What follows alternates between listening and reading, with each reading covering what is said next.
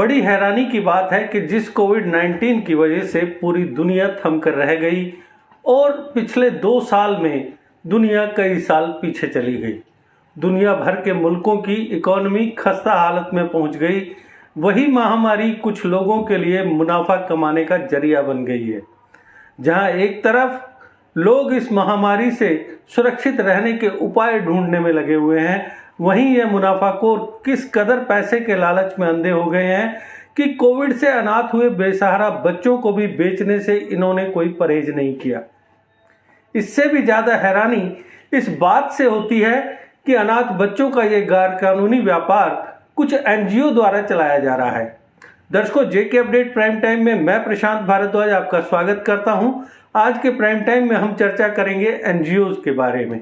असलियत में एनजीओ पर चर्चा इसलिए कि साउथ कश्मीर के पुलवामा जिले के सांबूरा में स्थित एक NGO global welfare charitable trust का ऑफिस गुरुवार को एडमिनिस्ट्रेशन द्वारा सील कर दिया गया और 2 लोगों को गिरफ्तार भी किया गया।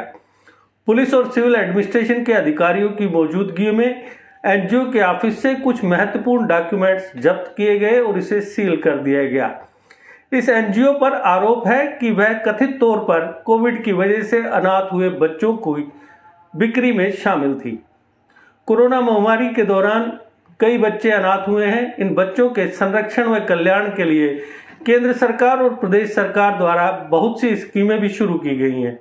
इसके बावजूद इन बच्चों के गलत हाथों में पड़ने की लगातार आशंकाएं जाहिर की जा रही हैं और यह आशंका उस वक्त सच साबित हुई जब कश्मीर और दिल्ली की कुछ एनजीओ के संचालकों का एक स्टिंग ऑपरेशन किया गया। इसमें यह एनजीओ संचालक कोविड अनाथ बच्चों को अवैध रूप से गोद दिलाने के बदले मोटी रकम लेने की बात कर रहे हैं। पामपुर पुलवामा स्थित ग्लोबल वेलफेयर चैरिटेबल ट्रस्ट के संचालक असरार अमीन ने दिल्ली के एक होटल में बातचीत में बताया कि उनकी संस्था कई कोविड अनाथ बच्चों की देखभाल कर रही है। अगर बच्चे को गोद लेना है तो 75,000 रुपये अदा करने होंगे। उसने 2 बच्चों के लिए 1.5 लाख की रकम मांगी। एक एनजीओ द्वारा कोविड से बेसहारा हुए बच्चों को अवैध रूप से गोद दिलाने व उन्हें बेचने की तथाकथित खबरों का नोटिस लेते हुए पुलिस ने पुलिस स्टेशन पामपुर में एक एफआईआर दर्ज की थी। इस सारे गोरख धंधे की जांच के लिए ग्लोबल वेलफेयर चैरिटेबल ट्रस्ट के ऑफिस को सील किया गया है। एनजीओ यानी नॉन गवर्नमेंट ऑर्गेनाइजेशन, जिसे हिंदी में गैर सरकारी संगठन कहा जाता है। एनजीओ का मतलब है जो ना तो सरकार का हिस्सा है और ना ही पारंपरिक लाभ का कोई कारोबार। एनजीओ का गठन गरीबों, वंचित वर्गों, सीनियर सिटीजन्स, बच्चों, महिलाओं, पर्यावरण आदि से संबंधित समस्याओं और मुद्दों के समाधान के मकसद से किया जाता है। आमतौर पर एक एनजीओ कुछ लोगों द्वारा बनाई जाती है। एनजीओ चलाने के लिए मेन रेवेन्यू सोर्स चैरिटी होता है। किसी एनजीओ को सरकार या किसी व्यापारिक ग्रुप द्वारा भी वित्त पोषित किया जा सकता है। एक एनजीओ के दायरे को community level, area level, state level, national level या इंटरनेशनल लेवल तक फैलाया जा सकता है।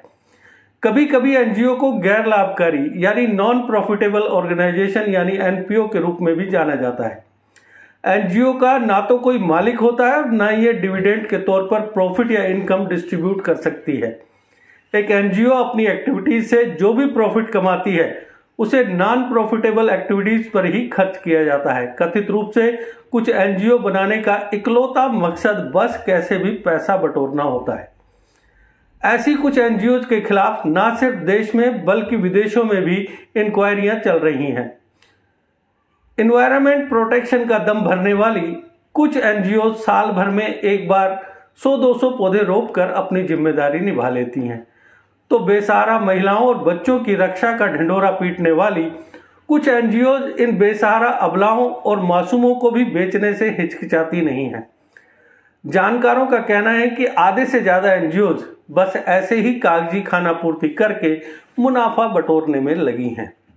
यहां तक कि कुछ एनजीओ तो चैरिटी से इकट्ठा हुई रकम का इस्तेमाल टेरर फंडिंग और देश विरोधी गतिविधियां चलाने वालों को भी मुहैया करवाती हैं, जिसका खुलासा हाल ही में इन्वेस्टिगेशन एवं सिक्योरिटी एजेंसियों की कार्रवाई से भी हुआ है। कुछ एक एनजीओ को छोड़कर ज़्यादातर एनजीओ कोरोना काल में किसी की भी मदद के लिए आगे नहीं आई, ऐसा आप सब जानते हैं। और अब एनजीओ द्वारा कोविड से अनाथ हुए बच्चों की बिक्री के खुलासे से इन कागजी एनजीओ की पोल खोलकर रख दी गई है। जानकारी के मुताबिक जम्मू कश्मीर में 6000 एनजीओ एक्टिव हैं। जम्मू कश्मीर के रीऑर्गेनाइजेशन के बाद ऐसी एनजीओ का दोबारा रजिस्ट्रेशन किया जा रहा है, लेकिन अब तक सिर्फ 1000 एनजीओ का रजिस्ट्रेशन ही हो पाया है। अगर प्रशासनिक कार्रवाई की बात की जाए तो हमेशा की तरह प्रशासन देर से ही जागा। इस मामले का खुलासा होते ही आनन फानन में एक हाई लेवल मीटिंग में प्रदेश के नारी आश्रमों, बाल आश्रमों, गैर सरकारी स्वयंसेवी संगठनों, ट्रस्टों और अनाथालयों का रिकॉर्ड जांचने के ऑर्डर जारी कर दिए गए। कमेटियां भी गठित कर दी गई। इसके साथ ही सरकार ने जम्मू और कश्मीर डिवीजन के लिए 2 अलग अलग फैक्ट फाइंडिंग कमेटियां भी गठित की।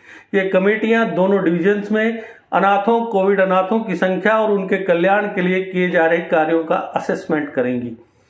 आप खुद अंदाजा लगा सकते हैं कि मौजूदा दौर में सोशल सर्विस भी बदलते वक्त के साथ आहिस्ता आहिस्ता सेल्फ सर्विस में बदलती जा रही है। तो दर्शकों, आज के प्राइम टाइम में बस इतना ही। कल फिर किसी नए मुद्दे पर आपसे करेंगे चर्चा। तब तक दीजिए इजाजत। नमस्कार। जीके अपडेट रहे हमारे साथ। अगर आप ये वीडियो YouTube पर देख रहे हैं तो हमारे YouTube चैनल को सब्सक्राइब करें और बेल आइकन को क्लिक करें। अगर आप ये वीडियो Facebook पर देख रहे हैं तो हमारा Facebook पेज लाइक जरूर करें। For advertisement please contact 7051091811।